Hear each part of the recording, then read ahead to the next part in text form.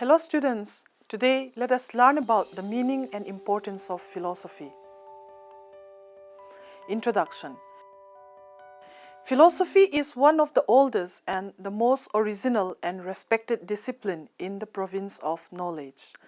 The discipline is concerned with rational approach to answering questions of how one should live, that is ethics, what sort of things exist, and what are their essential natures, that is metaphysics, what counts as genuine knowledge, epistemology, and what are the correct principles of reasoning, that is logic.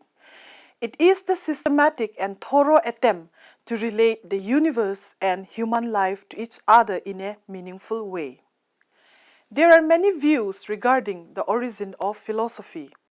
According to Plato, philosophy finds its origin in wonder or curiosity created in the mind of man. This curiosity motivates him to think in diverse ways. According to the exponent of modern Western philosophy, Descartes, 1956 to 1650 AD, philosophy originated from the feeling of skepticism in the mind of man, where man tries to discover proof to confirm his doubt. Third view is that human mind is restless. It is always active in the search of truth or reality.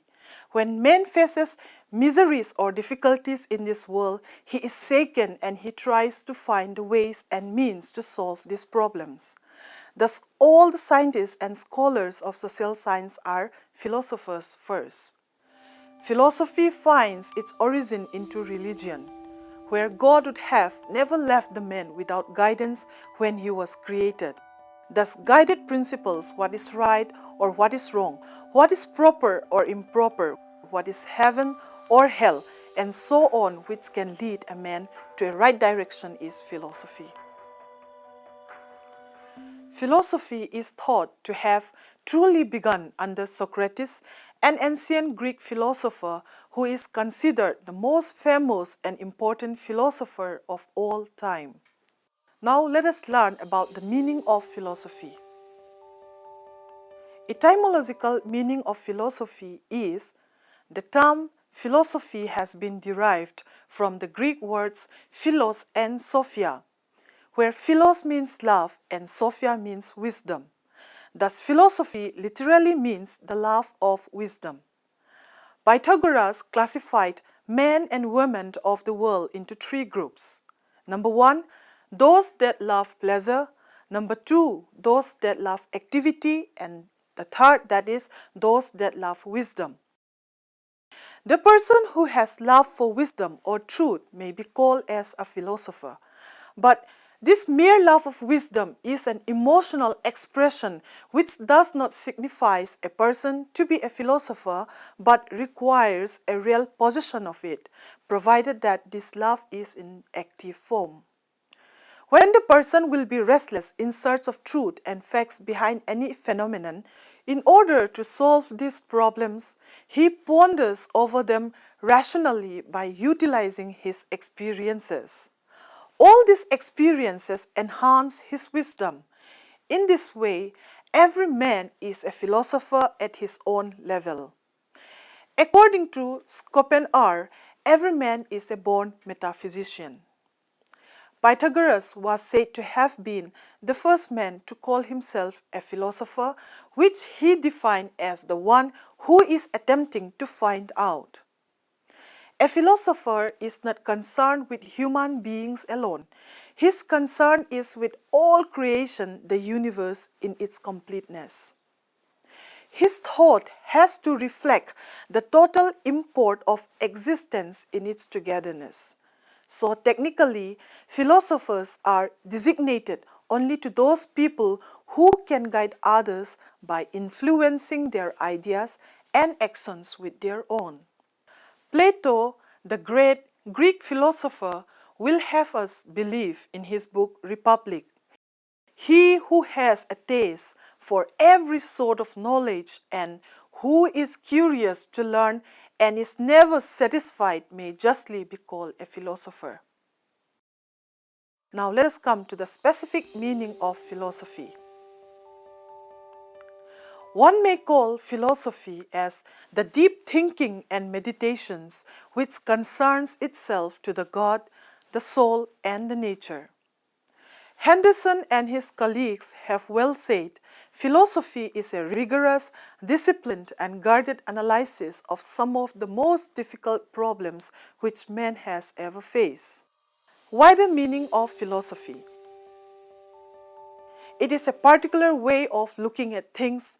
Philosophizing involves thinking, criticizing, and the process of solving the philosophical problems through different philosophical methods. Now let us come to the Indian approach to philosophy. Ancient Indian rishis and saints used the term darshan for philosophy, which is derived from the Sanskrit word drishti, meaning to see. That is, the symbol of visual knowledge, which means to gain such a knowledge which can be obtained through eyes. Such a knowledge alone can be true or real. This perception is not physical, it is rather metaphysical or intuitional in nature. It leads a man to the realization of truth, that is Atman. Thus, truth is the direct realization of self. Intuition of self, Atman, is nothing but the liberation from the bond of this mundane life, that is moksha. Thus, darshan is actually conducive to achieving moksha. In the word of Dr. S. Radhakrishnan, darshan is a logical exposition of the nature of reality. Various scholars have defined philosophy from various angles. It is interesting to go through these views. Number 1, according to Plato, 428 to 348 BC, philosophy aims at a knowledge of the eternal nature of things, which is in fact knowledge of true nature of different things in philosophy. Number 2, according to Aristotle, 384 to 322 BC, philosophy is a science which investigates the nature of being as it is in itself. Number 3, Aristippus thinks that philosophy is the ability to feel ease in any society. Number 4, Kant called philosophy is the science and criticism of cognition. Then we have number 5, Fiske considers philosophy as the science of knowledge. Then we have number 6, Aldous Huxley. Men live in accordance with their philosophy of life, their conception of the world. Thus, philosophy can be defined practically in the following words. Philosophy is the rational approach of answering unsettled questions and redefining various entities of the universe in its own way. Methods to be followed for this purpose are thinking, intuition, and experiences. An aim of all these experiences is the enhancement of knowledge. Philosophy is the rational attempt to formulate, understand, and answer fundamental questions. It is the love for knowledge or the passion for learning or a guide to a way of life. And from the above definitions and explanation, the hallmark of philosophy are enumerated as follows. Number 1, philosophy is an attempt to search for ultimate truth and reality. Number 2, it is an attempt to think in the most general and systematic way about everything in the universe, about the whole of reality. Number 3, the methods to be employed and the questions to be raised are universal, but the interpretation and the applications of the findings will vary from place to place. Then we have point number 4, it is not a theory but a vision of life. Number 5, it has always been considered as a way of life. Then we have point number 6, philosophy is a living force. And point number 7, philosophy is digging beyond the obvious. Now let us learn about the scope of philosophy. Scope of philosophy is so vast that Cicero, 106 to 43 BC, a Roman scholar, called it the mother of all arts and the true medicine of the mind. Francis Bacon, 1561 to 1626, an English philosopher regarded philosophy as the great mother of the sciences. Coleridge, 1772 to 1834, a noted poet, considered it as the science of sciences. Now, broadly speaking, the following types of problems come under the scope of philosophy. The problem number 1 is the problems of reality. Metaphysics. It is the branch of philosophy which deals with the problems of reality. The questions usually discussed are: what is the nature of the universe we live in? What is reality? And it has the following constituents. Number 1, theology. Under this, philosophy studies about the existence of God, His nature, etc. Number 2, ontology. It is the study of ultimate reality and the nature of existence. Number 3, cosmology. The problems connected with the origin and imposition of the creation, that is cosmos, are studied here. Then we have point number 4, cosmogony. It is concerned with the theory of origin and development of the universe. Then we have point number 5, philosophy of the self. It is mainly concerned with the philosophical interpretations of the self. Then we have point number 6, eschatology. Any system of doctrines concerning last or final matters as death or the afterlife. And the next problem is problem number 2, that is the problems of knowledge. This area of philosophy is known as epistemology. The questions usually discussed are: how do we get knowledge? How does a man know what is real? What is the origin of knowledge? The types of knowledge, the methods of knowledge, the validity of knowledge, the sources of knowledge. Next we have the third problem, that is the problems of value. The branch of philosophy which deals with these types of problem is called axiology. The problems of values include such questions as: what are the principles of life? How do they support the view of reality? The problems of values include standards or norms of conduct. Axiology is further classified as logic, ethics, and aesthetics. Logic is the study of the rules and the techniques of reasoning through inductive and deductive methods. Imagination and reasoning, they dominate this method of inquiry. Then we have ethics, which is concerned with morality and the questions of why a man should behave in a particular manner is answered here. It is also called moral philosophy. Next we have aesthetics, which is concerned with beauty, taste, and appreciation. It analyzes the beauty and ugliness, their characteristic, and the standards of measuring the two concepts.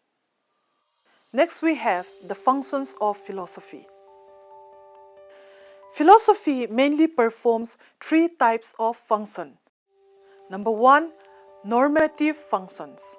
The word normative refers to the norms or standards. So, the normative functions of philosophy means setting of norms, goals, principles, standards, etc. And the next function is speculative function. In this function, philosophy strikes a synthesis within the array of facts and bits of knowledge gathered from various sources. It leads the man from common sense approach to rational and perspective approach. Then the third function is critical function. In this function, it classifies the concepts, tests hypotheses, establishes consistency, presents the unity of outlook, and inspires logical reasoning. Now we will come to the importance of philosophy. Number 1, philosophy serves as a map that gives a direction to life. Number 2, the study of philosophy enables us to think clearly and critically about important issues. Number 3, The study of philosophy inculcates the spirit of exploring about deeper, bigger questions which underpins our thought. Then we have number 4, the focus in the study of philosophy is to learn not what to believe but how to think, and also sharpens our analytical abilities.